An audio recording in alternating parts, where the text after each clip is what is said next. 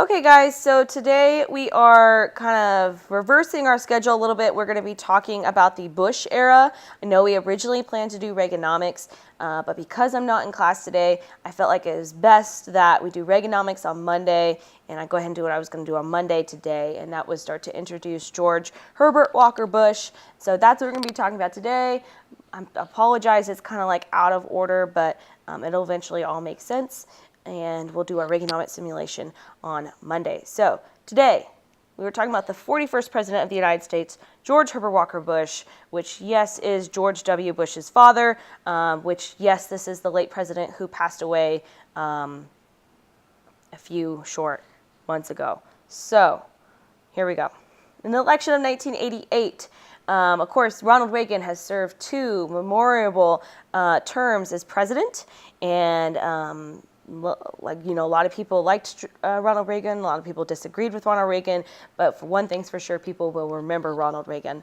And so George Herbert Walker Bush now has to kind of fill the shoes for Ronald Reagan within the Republican Party. He is then going to run against Michael Dukakis.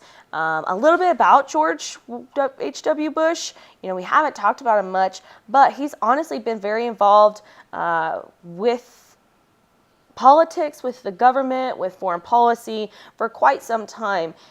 We start to see him in our history books as a pilot in World War II. He served, he was actually shot down, he successfully was able to survive, obviously. But after his brave service in World War II, he's eventually going to get involved in politics under the presidents of Nixon, Ford, and of course Reagan. He serves as the ambassador, the United States ambassador to the United Nations. He is going to be the head of the CIA for quite some time as well too. And then also he will serve as the vice president to Ronald Reagan. This election in 1988 is actually known for its lack of public attention.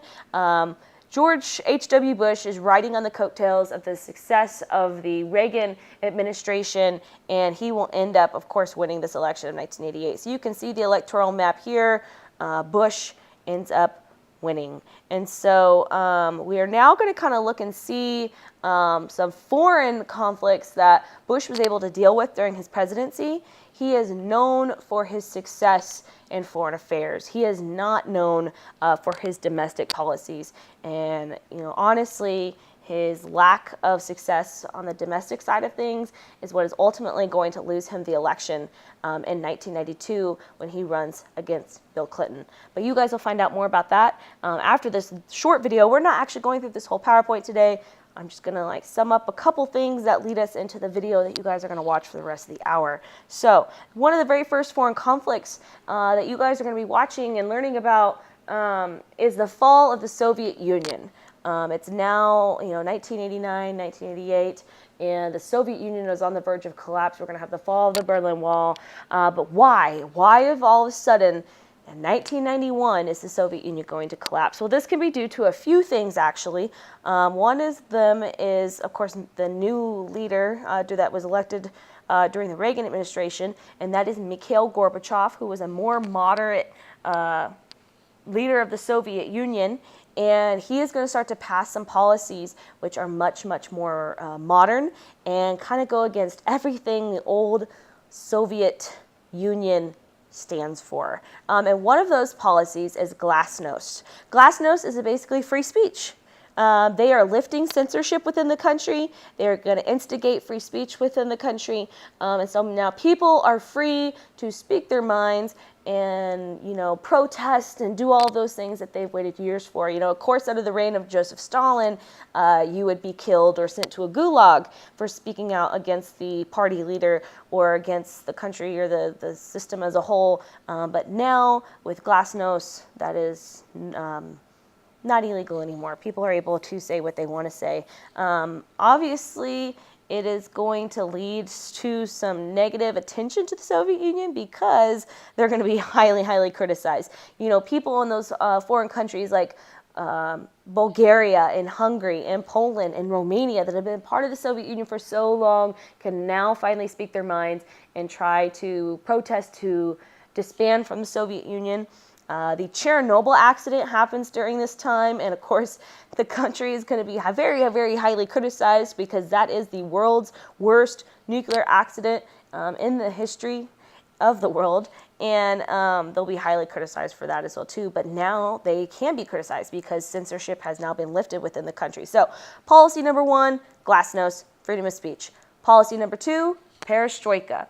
Perestroika is essentially restricting the corrupt government bureaucracy. They are basically going to restructure the government of the Soviet Union, which is going to allow for free enterprise, which is going to allow for more liberties and civil rights of people within the country and within the Union.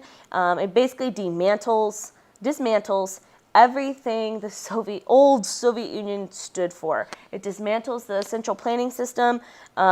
People in, like I said, Bulgaria, Poland, Hungary, East Germany are now able to start to look at breaking away from the Soviet Union because they have the power to do so with glasnost and perestroika. So both of these policies awakens the hope of freedom in the Soviet Union, and it increases the spirit of nationalism. Like the Polish people were sick and tired of being brought down by the Soviet Union and being almost held hostage by the Soviet Union, and they want to break away and form their own country, in which we are going to see those things happen. There's going to be several revolutions across Europe in which slowly but surely the Soviet Union is going to be chipped away at and will cease to exist when finally it will collapse in December of 1991.